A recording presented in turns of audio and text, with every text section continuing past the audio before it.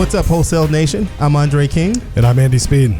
And guys, thanks for joining us today. Today we have a relatable topic because it's something that we're going through right now. So Andy, you want to get us started on what we're going to be talking about today? Considering you didn't tell me. Yeah, I know, huh? So, I mean, the transition of buying in person versus buying over the phone. I mean, we've been going through some shifts in the house, you know, both in personnel and in our buying method. And it's been, you know, trial by fire. Right. So we're learning quickly. You know, we've left a couple of deals on the table.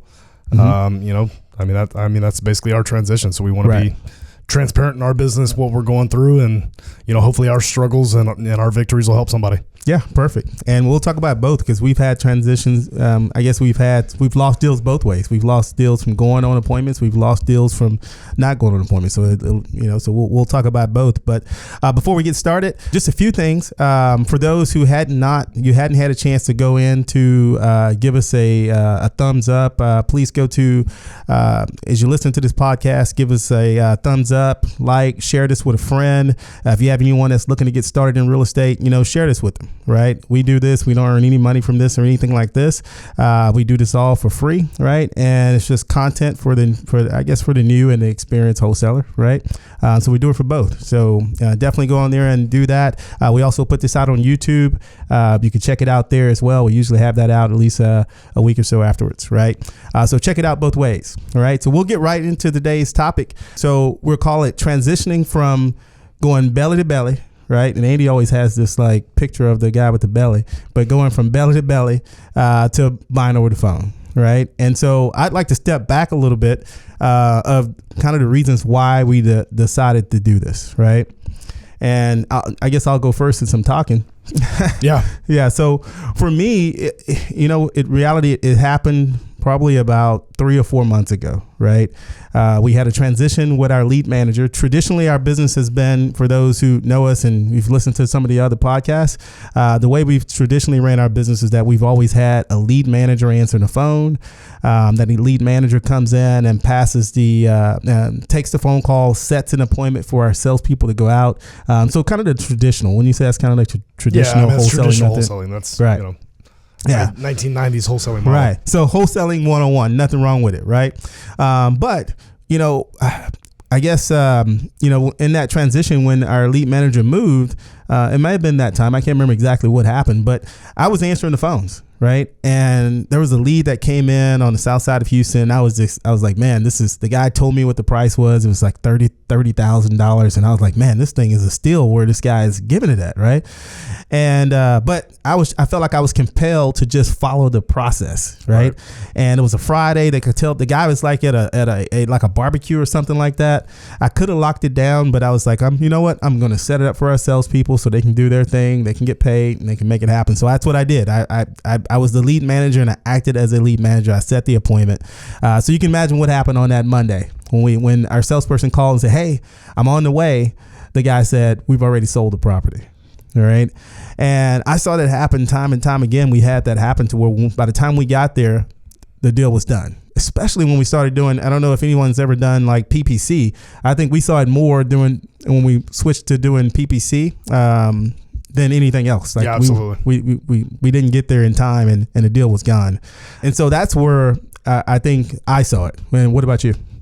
I mean, definitely, you know, we had two where when I took the phones from you, right.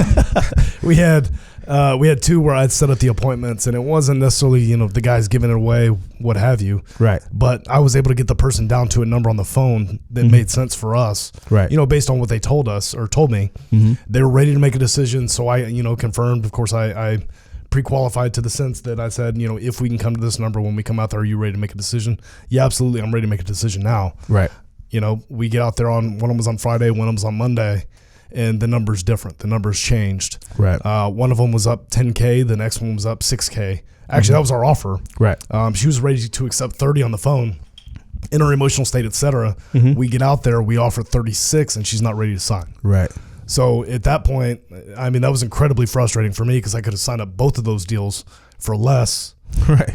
You know, at least based on what they were telling me, right? So once they got the contract, maybe that's going to change. But either way, we go out 2, 3, 5 days later, and the whole script has changed. Right. You know, from what we had discussed on the phone. So I think that was it for me. Right. And then also the experience that we had in San Antonio where we hired in acquisitions in the previous model. Traditional way, yeah. Brought her into town for a week, paid for the hotel, paid her on a draw for 3 months, and then she was gone. Right. So that basically crippled us in San Antonio. That at that point it's like, okay, when we need to find a more scalable model. So right. I think that actually might be the turning point when we decided, right, let's do something. This is going to happen now. The last, I guess, since Kayla left, moved to Kansas. Right. Our lead manager. I mean, that's when it actually became time to start making the transition. Yeah. So in reality, we were kind of things kind of happened perfectly for us, right? But that transition part was probably the hardest part, right? Because our salespeople were used to. We're still going through it. Yeah, and we're still going through it. And we're going to talk about those, the struggles and things that we're going through. So what do you think the first challenge was? I know where you were going with that. Right. So going from our salespeople were used to getting appointments set up for them. What was the first hurdle you said? So exactly what you just said. All right. So our salespeople, they had been hired. They had been brought on to go to the appointment, right? Not having that conversation with the seller before they go out, right? And for us, we thought like this is going to be like, because we went from the salespeople answering the phone directly, and when we thought about it, it was like this is going to be like it's going to be lights out. Like we're going to just kill it, right? Oh, 100%. Yeah, because we were used to like anytime Andy's answered the phone, I've answered the phone. All right, we noticed that other than our lead manager answered the phone, that our closing percentage went up with our salespeople, right? And we were like, okay, well, it must be that if a salesperson answers, right, then they're going to they're going to build better rapport with the person. Their closing is going to be a lot higher, right? Yeah, I mean, you know what questions to ask. You bought a house before, right? The upfront agreements, all of that stuff, right? You've got it. I mean, we thought what direction? Yeah, exactly. Right. Well, I mean, it was true when we do it, yes, but we were raised in this business from the beginning to just grind, right? To do whatever it takes. You got to hunt to go get what you need. Well, yeah, right? We don't get a paycheck, we don't eat. Right. I mean, that's how it works. Right. And so, but when we transitioned, we didn't see the same thing from our sales team, right? Because do you think that was because we didn't hire them for that? I think a big part of it would be because we didn't hire them for that, and we didn't hire that person. Right. We didn't hire that hunter mentality, that person that if you didn't give them anything, they go out and figure out how to make it happen. Right. And our salespeople were used to just showing up to an appointment at that point. Wake up, check the calendar. Right. Before you go to bed, check the calendar for the next day. This is where I need to be. Right. Pull your comps. And then go do it, right? Read the notes, hopefully. Yeah, hopefully. Had some of that there in the end, not even reading the notes. Yeah, not reading the notes, and we could have got it at the price. Yeah. We went above price. Seller wants 130. Okay, here's 145. Yeah, I killed him. Right. Yes. But that's a story for another conversation and another podcast. So that was, I think, the first hurdle. All right, is how, and we couldn't figure it out. We were like, so how do we get two things to happen? We said we needed to be able to get the phones answered live, right? And they go set an appointment and go out. So then so that was our first step. All right. So we were trying to baby step our way into this cold calling thing. I mean, not cold calling, but buying over the phone. Right. Okay. So that was step number one. All right. So how did that go? With them answering? Yeah, so them answering and setting their own appointment going out. That was our first phase. The Pat Live bill went up. Yeah. so we had one recording. Yeah, we was like, man, what's going on with all these we were missing calls left and right. And keep in mind, we had two people answer the phone, but when our lead manager, that's one of the things that we graded our lead managers on, is making sure that phones weren't getting past her. Right. And we removed that one person. We got two people answering, and Pat Live answered almost every phone call at that point. It was like, what's going on? Well, I mean, there was two things. There was the transition of the inbound calls, which a lot of those went to Pat Live. Mm-hmm. Maybe we didn't do a good job of training on the RVMs and the different types of calls that were coming in. We felt that we did. We went through the examples. We went through kind of the map of the phone call, how it needs to work. Here's the upfront dialogue. If it's RVM and they're upset, this is the dialogue. If not, that was the first killer. Oh yeah, because when they would take an RVM phone call, I don't want to answer. They yell at me. Yeah, And then of course that's the one that goes to Pat Live. And for those who, if you've ever done RVM before, you do not want that phone call to go to Pat Live, because you can have a good lead that goes bad because Pat Live doesn't know how to take care of the phone call. Even when it is a good lead. Right. Yeah, that's not a that's a phone conversation where you actually need to talk to the person. Right. You can't have just the basic Q&A type lead intake process. Kind of like a probate also. You want a person answering that. Yeah. It's Pat Live's a person, but someone who can be sensitive and take care of the situation. Yeah, basic Q&A really doesn't work with those two types of leads, in my opinion. The other piece was the cold calling, which was, for those of you that don't know our marketing channels, I mean, we've got a cold call center down in Mexico that, is punting over warm leads, but they're leads that are, from yours and my perspective, they need to be handled by a salesperson, somebody that can, qualify or disqualify the lead and, have a conversation about their ideal process, build the proper level of rapport, because it is just a disruptive marketing technique. What would you think was the biggest hurdle there? Yeah, so I think it fell back into the same thing, right? Is that they didn't know how to handle that type of phone call, right? And the other part that was going on, because we were having such a big span of time from the time that we got the lead to the time that they actually called that person back, that it was becoming a cold call again. Right. And we'll get to why that was happening, because there were some things that were happening that were causing that. Right. There are like going to appointments that didn't make sense, things like that. Yeah. It's like yesterday when you put your food in the microwave and you forgot it for an hour. Yeah. Yeah. You got to nuke that over again. Yeah. You got to do it all over again. And that's exactly what was happening with a lot of our cold calls. They became warm. They were lukewarm, and then they became cold again. Right. Because they sold it. To them. Yeah. Or they sold it. They sold it. I came across 3 that they'd already sold to another investor. When it said 14 to 30 days. Right. I'm screening through the system, give those people a call. Right. No, I already sold it. Yeah. Or we got one from a wholesaler that we had the lead before. Right? Yeah, we just JV'd with the wholesaler it was a lead. It was a lead that we had, right? And it's because we didn't call that lead immediately, right? And we'll talk about where we're at today on this. But so we're at the point to where we were trying to figure out, how to take our leads, how to get our leads into our salespeople's hands. And at the same time, we were still doing the traditional going out and looking at appointments. Looking at houses. Okay.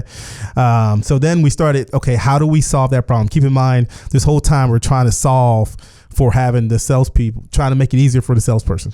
All right. So we hired a virtual lead manager at that point. Okay. Did I miss a step? But I think that was about. No, you didn't miss a step. But right. I do want to say, we're live on Facebook. AG, I'm sorry we're missing our meeting right now. I see that you're calling, but I'll call you as soon as we're done. Sorry, bud. All right. So missed that one. So what we did was we decided to hire a virtual lead manager. All right. Somebody, and this, I had got somebody from Mexico again who worked with our other cold call center. And her job was just basically solely to stay in the background and make sure no lead is left behind. Make sure the leads are pushed directly to the salespeople so that they know when they need to be called and hold them accountable to the information.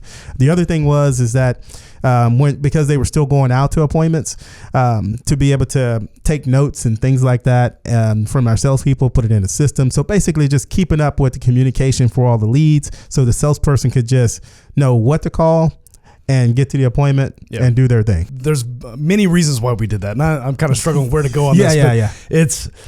We were trying, we're doing our nature, right? So we want to do what's right. We want to get the job done. We're going to not let anything stop us. You and I are just naturally looking for ways to make that better for our salespeople. Right. But the reality for us, and it was kind of a slap in the face, and I got that a number of times from a few guys here locally that, that we talked to. It was a management problem. Yeah. So we had... at the end of the day, we weren't making enough calls. We weren't having the conversation. Actually, I heard a few where we were coaching sellers out of meeting. Yeah. Not doing everything and not following our core values to get the job done. I realize now in hindsight that for me, I didn't want to manage them because I didn't want to replace them. Right. I didn't want to have to start this training over and over again. Yeah, it's a lot of work. It's an insane amount of work. And we had a lot invested in our acquisitions people. Yeah, because we've heard, and I think I heard this from Sean Terry in one of our masterminds. I think he was the one that said it takes about 4 months or so before a salesperson actually gets it, right? 4 to 6 months, yeah. And so when you're thinking, it's like, man, do I want to start that all over again?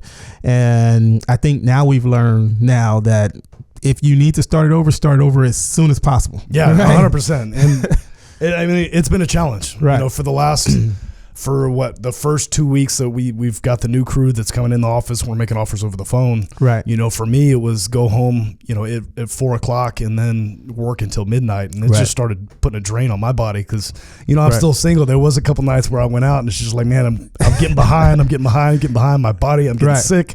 It's tough, right? Bringing new people in, but.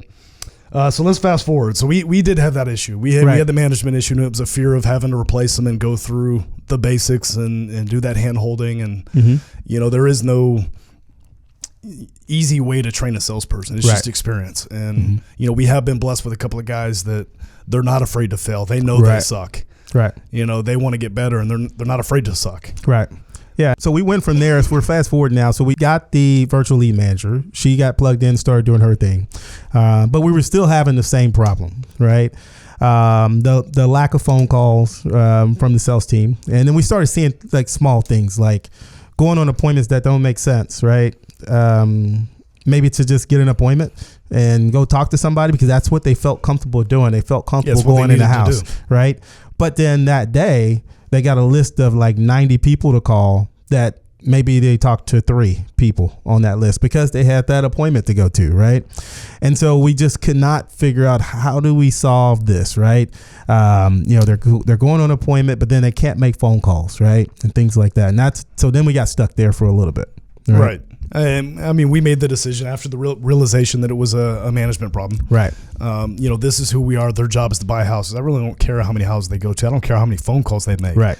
Reality is we're not getting the results that we want. There's a problem. Right. If you're not doing the inputs it takes to get the results we want, then you're the problem. Right. And so, it's unfortunate. We had some great people, but, we made the decision to let one go. And then, a couple of weeks later, the other one started looking around and noticed, I'm assuming, that maybe she didn't fit any longer. We actually maybe had that conversation with her.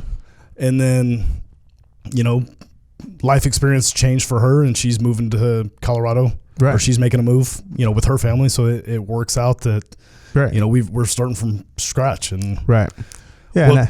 And I can't say it was all the way from scratch because I guess the good thing is that one of the guys that we hired, we were going to hire him as like an inside sales agent. Oh yeah, it's not from scratch. Because we had in the mindset that this is what we wanted, but we didn't know how to work that person who's buying over the phone with our salespeople who are still going out, because essentially they were going to be competing against each other. So we said, okay, maybe we'll get this person ready to buy out of state and he can be our lead manager and do it again. And for me, I felt like I was backpedaling again. It's like, oh man, it's getting hard. I can't figure it out.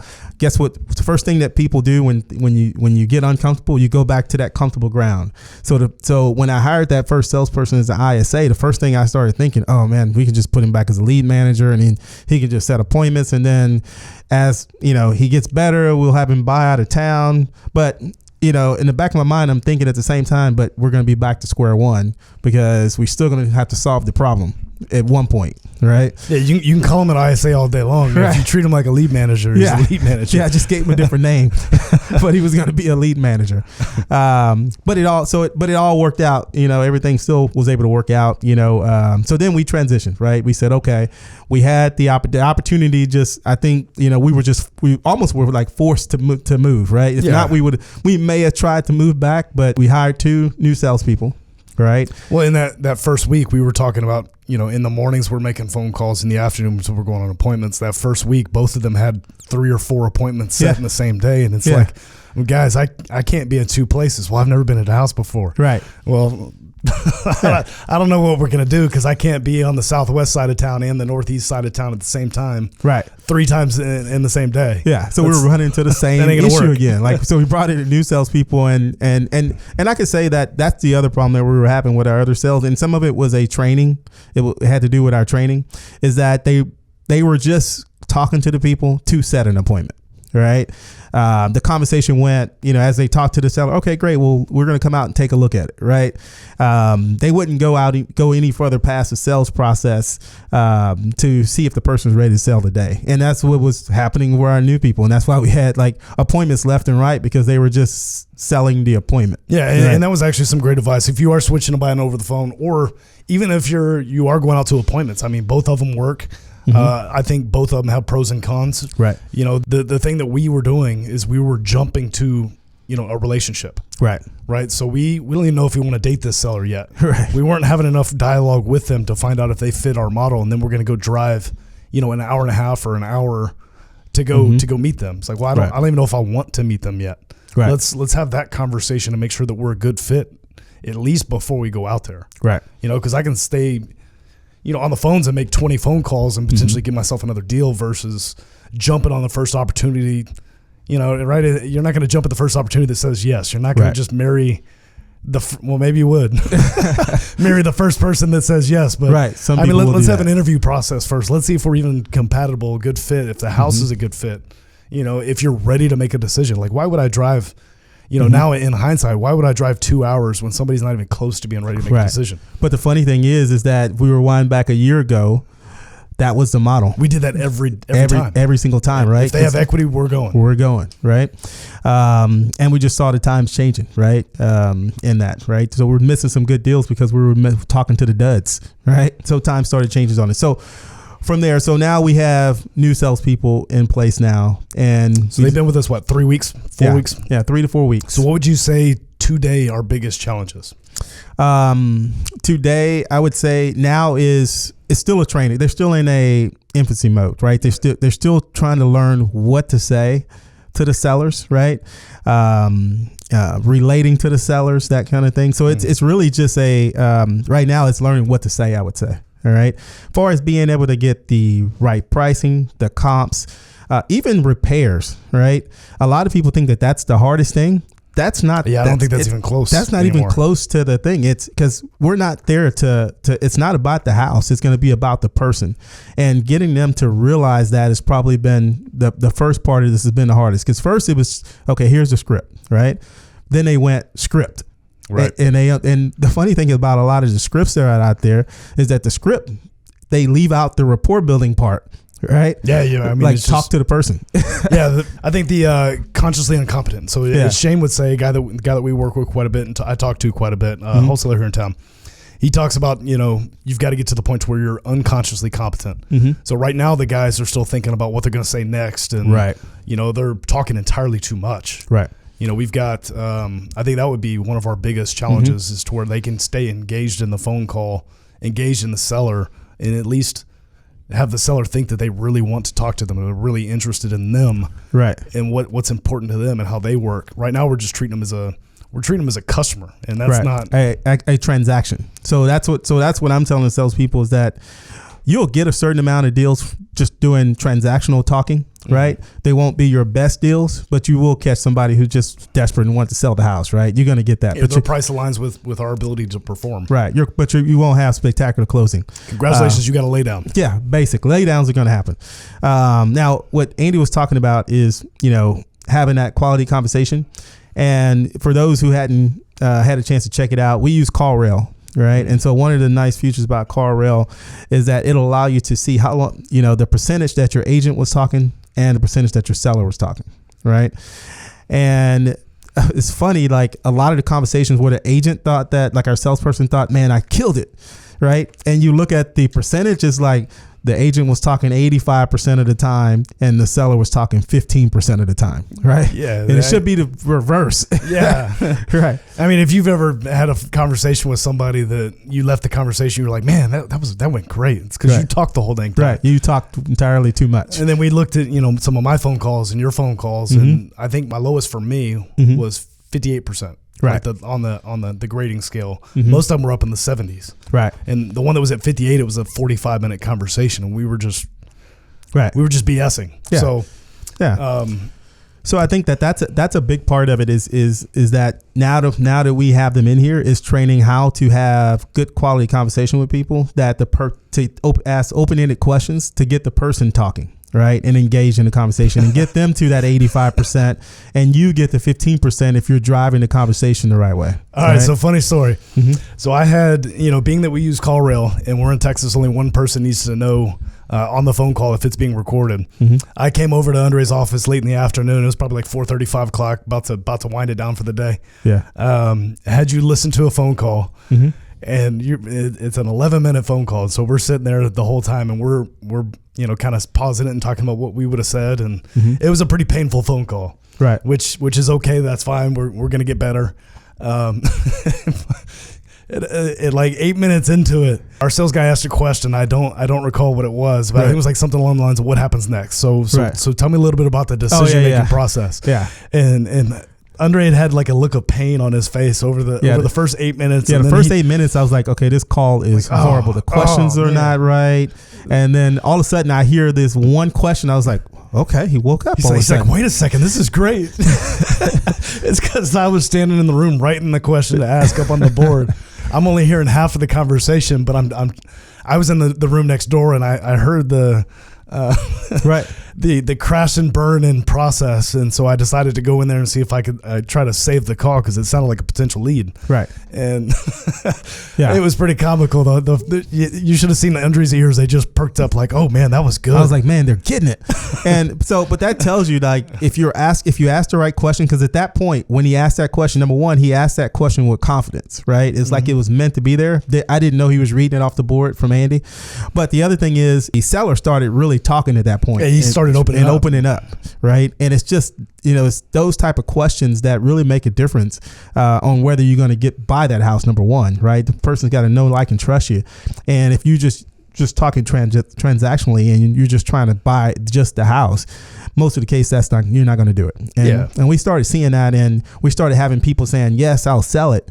But then when we get ready to send over the contract, right? Purchase agreement is what we say now. Yeah, we don't say contract. We don't say contract. That's a nugget right there. Write it down. All right. So as we sent over the purchase agreement, we started seeing ghosting start happening. So it was like, man. And then you went back. So Andy went back on one that I was like, man, this one was a slam dunk. I couldn't even believe the lady took the price, right? She took the price, and all of a sudden she started ghosting, right?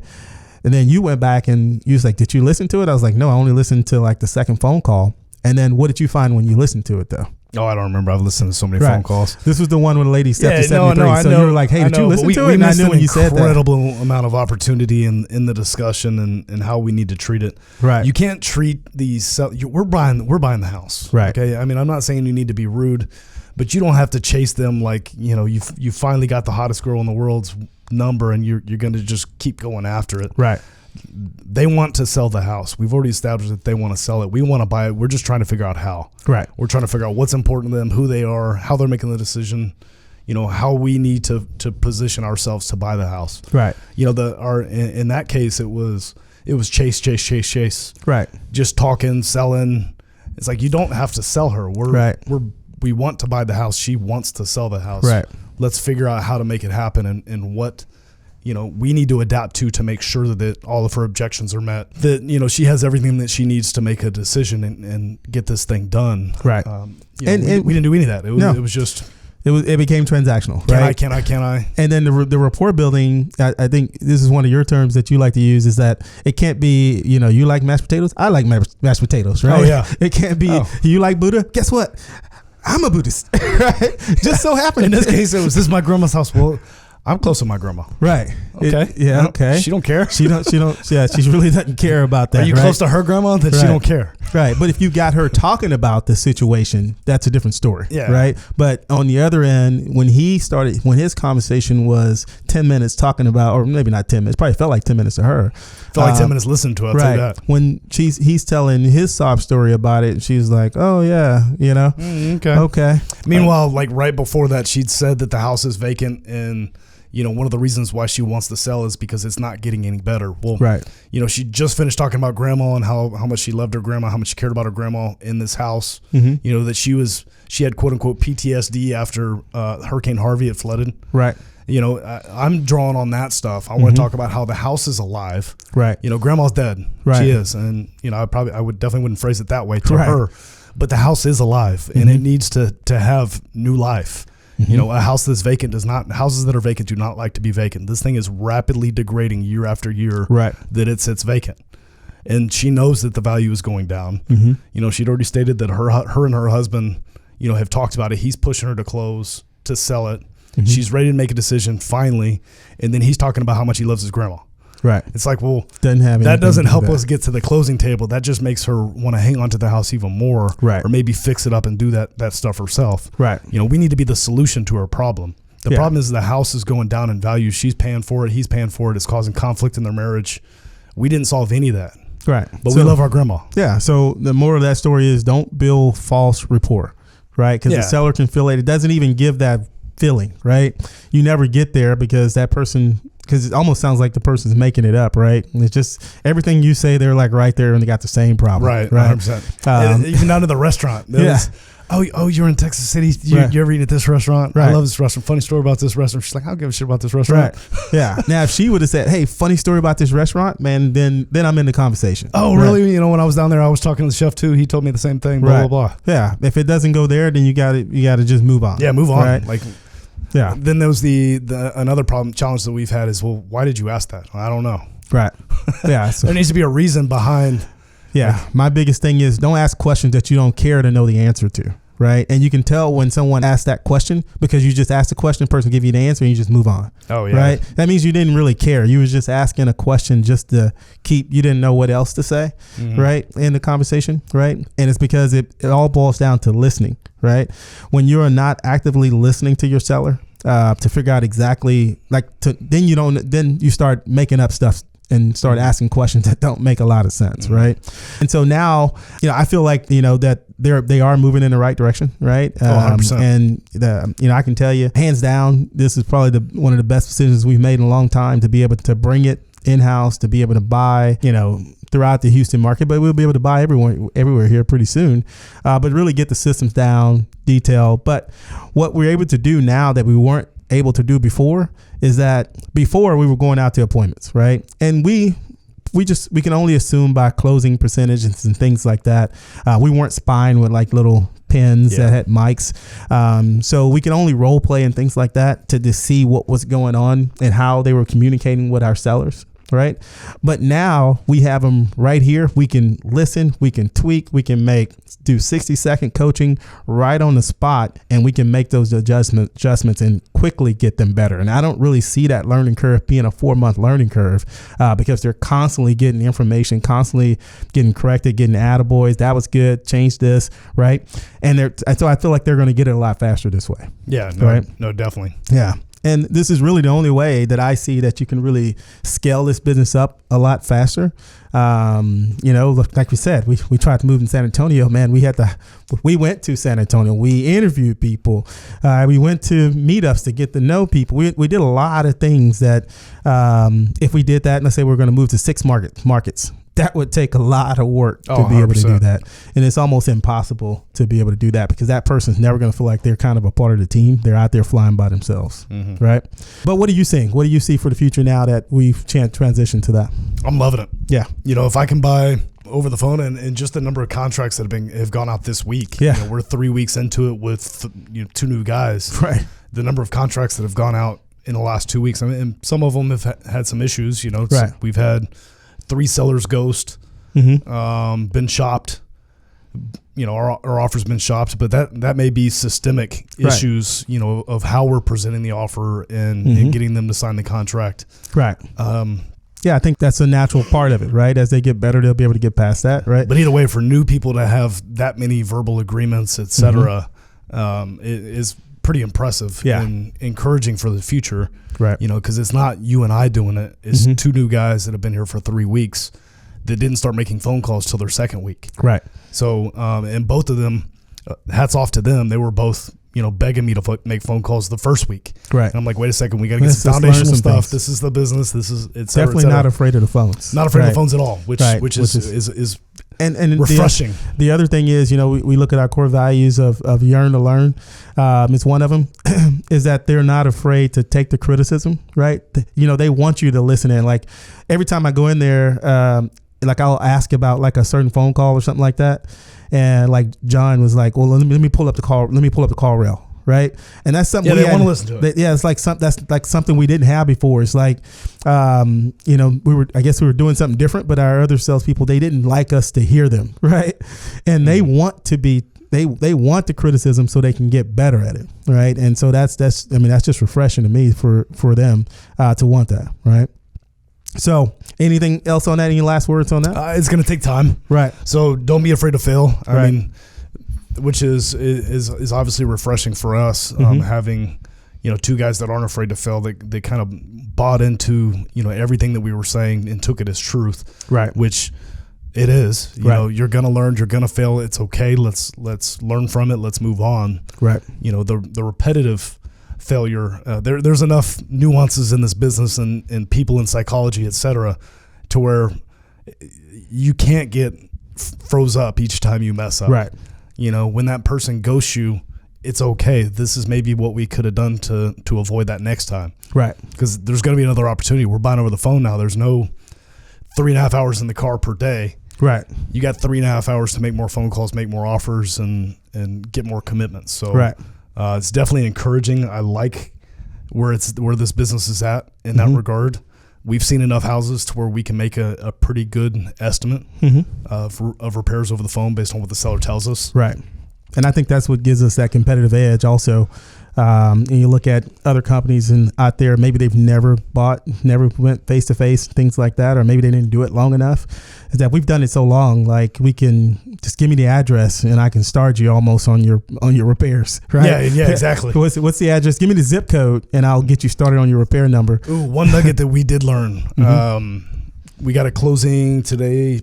It'll be closing Monday. Second or third one that I'd done over the phone. Right. Had the seller send me the pictures, and he gave me the highlight reel of all of the pictures. So we need to, if you're new to buying over the phone, or if you contract something over the phone, you need to get out there and make your own assessment. Right. Sooner than later. Rather. Right. Yeah. I didn't do so, but the house looks so nice that it's like, oh man, we've got plenty of margin on this thing. Right. And then come to find out, and he was like, hiding stuff. Yeah, he's hiding stuff. But yeah, and so that's a learning curve, right? Yeah. So sellers not going to be honest, right? They're trying to sell the house. So that's something, as we have future podcasts and things, we'll talk about our solve. We have some things that we're going to put in place to solve that. But we're going to leave you hanging on that part. I called him back, said, hey, when I confronted him about it, he was like, yeah, man, you got me. But he came down in price. He did come down in price. So, wasn't bad. I mean, I guess this is our second or third. I mean, we've done some over the phone. But that was our third. This one, it was, it's going to end up being a 12-5 assignment, I think. Not where we typically are, but I mean, it couldn't really go any much lower than that anyway. And to me, that's what, if we would have went on that appointment, that's what we would have bought it anyway. Right. Yeah. He couldn't really go much lower than that. So that's how it works. But with that, as we come to a close, like I said, we'll continue to chronicle this, right? And we'll talk about what we've added and things that we've changed and what we're seeing. Not a lot of times we get a chance to make changes and make major changes in our business. We've been doing the traditional wholesaling for so long that we forget, like, what do people really even need to know about this, right? Because we've been doing it so long, it became automatic. So now that we have something that's fresh and new, while we're going through it, we're going to give it to you guys. So for those who are looking to get started and looking to buy over the phone, you can learn from our mistakes and then kind of fast forward the process. So with that, again, if you have not had a chance, go give us some thumbs up on the podcast. Check out the YouTube. We're there. Also, if you're in the Houston market ever, the first Monday of each month, go to Meetup to Wholesale Nation. We put on a monthly meetup as well. All right. But that's all I have. Anything else? Any final words there? No, that's it. Fail fast, fail often, fail forward. There you go. All right. Y'all come back now. You hear?